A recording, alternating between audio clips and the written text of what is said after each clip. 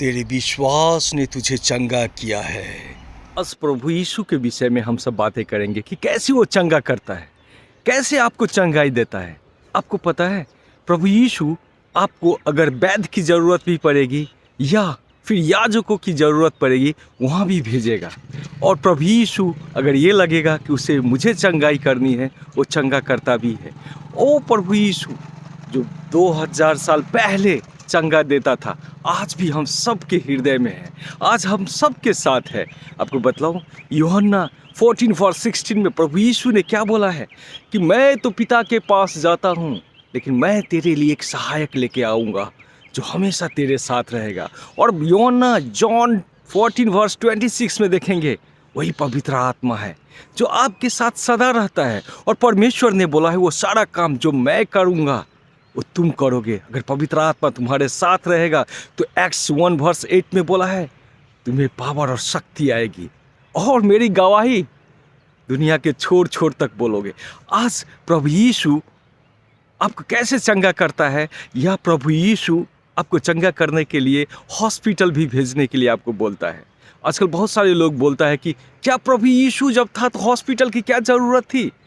आजकल बहुत सारे लोग बोलने के लिए मिल जाएगा, लेकिन आप जब बाइबल के वचन में जाएंगे प्रभु यीशु ने ये भी बोला है कि कब वैद्य की ज़रूरत भी पड़ती है। अब जब मरकुस 2:17 में जाएंगे, मार्क 2:17 में जाएंगे, प्रभु यीशु ने क्लियरली बोला है कि भले चंगों को वैद्य की ज़रूरत नहीं बल्कि बीमारों की वैद्य की ज़रूरत है। अगर प्रभु यीशु ये बोलता कि क्या वैद्य की कोई ज़रूरत नहीं है, आज जो डॉक्टर बोलते हैं ना वही उस ज़माने में वैद्य हुआ करता था। प्रभु यीशु बोलता है कि वैद्य की तो कोई ज़रूरत नहीं है। प्रभु यीशु के मुख से कभी भी वैद्य शब्द या डॉक्टर शब्द निकलता ही नहीं। अगर आप ये बोलते हैं कि प्रभु यीशु कैसे चंगा करता है तो डॉक्टर की क्या ज़रूरत है, आपको बतलाऊं, आप लूक 17 में जाएंगे और 21 से 23, 24, 25 में जाएंगे, वहाँ एक चीज़ क्लियरली उल्लेख किया गया है जहाँ पे 10 लेप्रोसी से परेशान लोग, जब कुष्ठ रोग से 10 लोग परेशान था, प्रभु यीशु जा रहा था, उसने बोला यीशु यीशु मुझे चंगा करो। पता है प्रभु यीशु ने क्या बोला उसको, जाओ और तुम याजकों से दिखाओ। जब वो याजक के पास गया तो वो चंगा हो गया, क्योंकि प्रभु यीशु ने बोला था कि याजक के पास जाओ। क्या उन लोगों को याजक नहीं था पता कि यस याजक यहाँ है उसके पास जाया जाए? प्रभु यीशु से ही क्यों पूछा?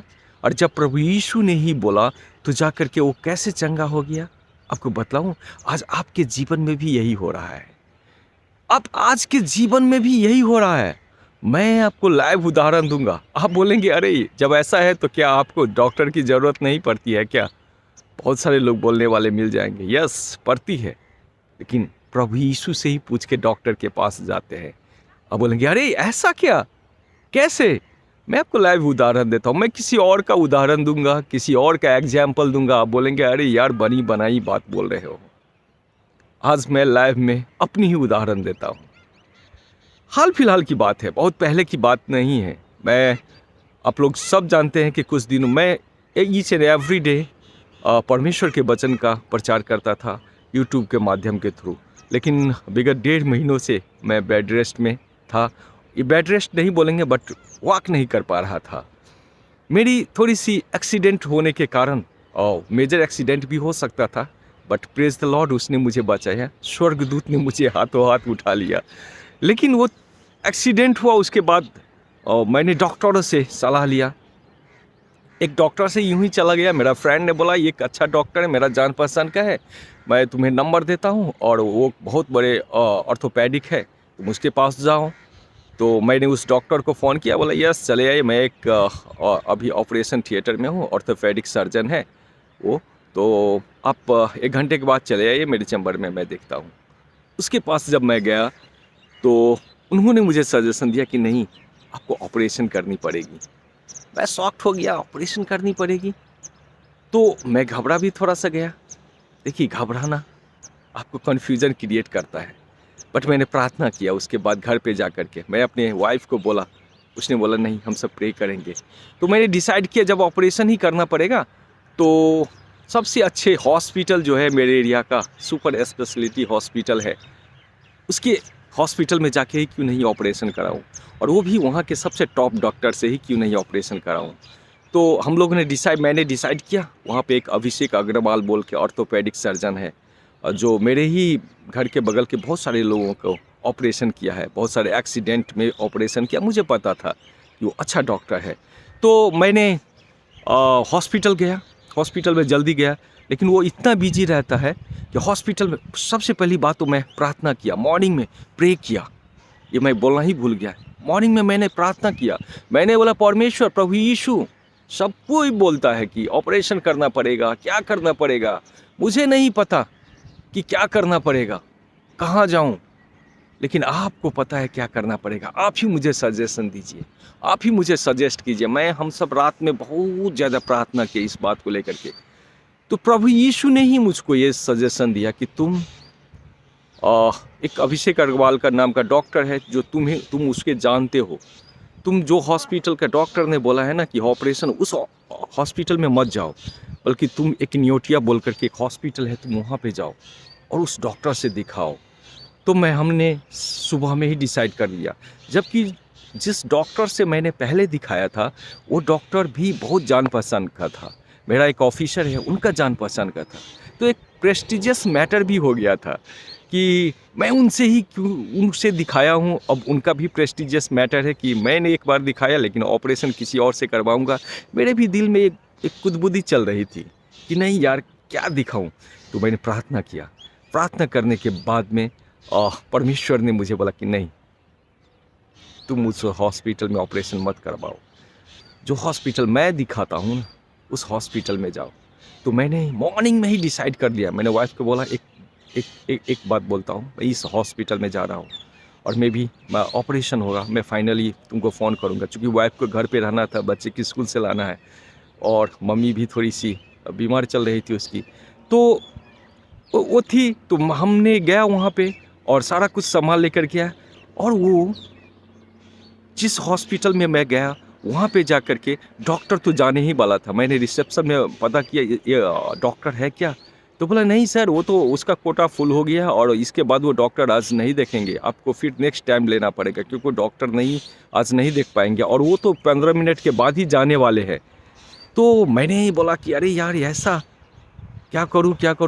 तो प्रभु यीशु ने बोला, तुम उसको फ़ोन लगाओ ना, क्योंकि मोस्ट ऑफ द डॉक्टर का फ़ोन थोड़ा सा मेरे पास रहता है।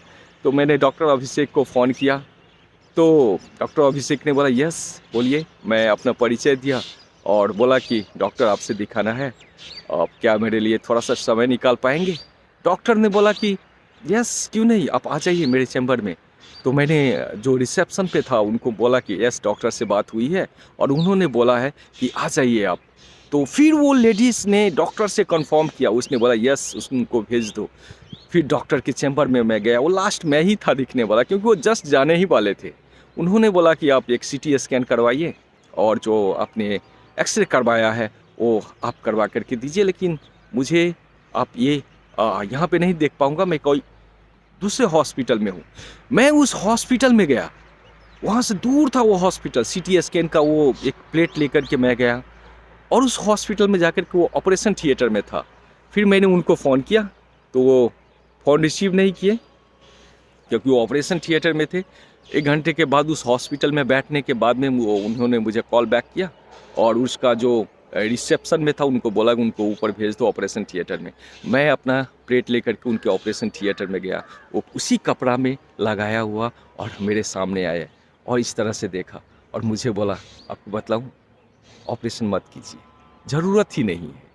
क्यों ऑपरेशन आप करवाना चाहते हैं, मत कीजिए। तो मुझे तो ये मैं प्री प्लान एकदम माइंड मेकअप करके ही गया था कि ऑपरेशन करना है मुझे, आज तो करना ही था। मैंने अपना 1-2 फ्रेंड लोगों को भी बुला लिया था कि यार आज तो हमको भर्ती होना है, बाकी जो सामान लगेगा वो तुम लेके आ जाना घर से। तो सारे लोग था, तो मैं बोला, मेरा ऐसे ही दिमाग घूम गया, क्या बोल रहे हैं आप। मैं तो पूरा सोच के आया हूँ कि ऑपरेशन करवाऊँगा और आपसे करवाऊँगा, क्योंकि आप अच्छे डॉक्टर हैं।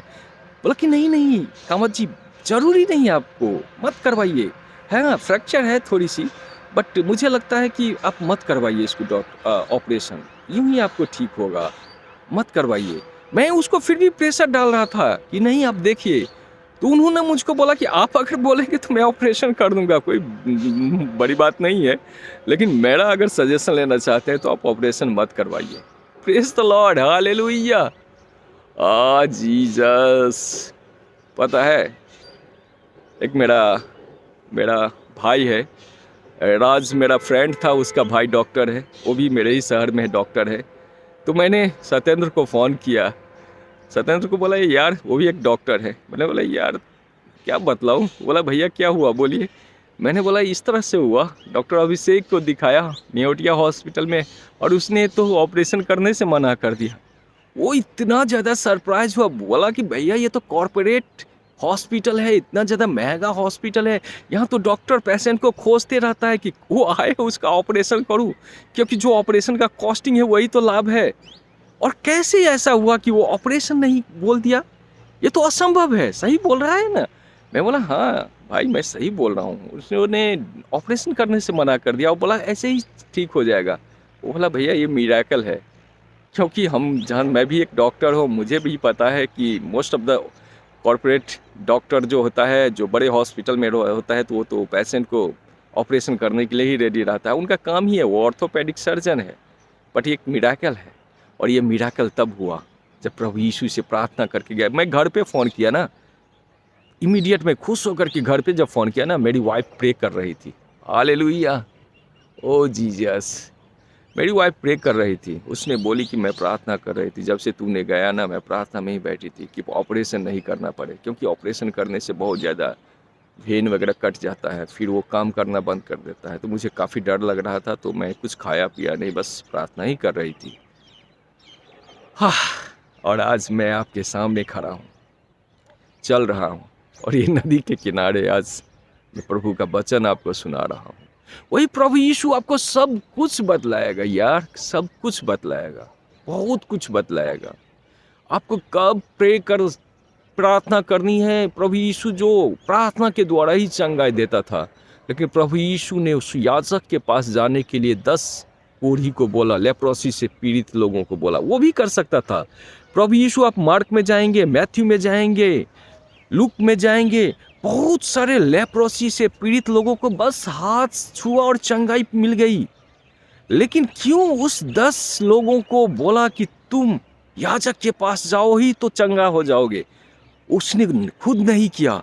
क्यों मुझे हॉस्पिटल ही भेजा, और वो भी उसी हॉस्पिटल में, उसी डॉक्टर के पास में?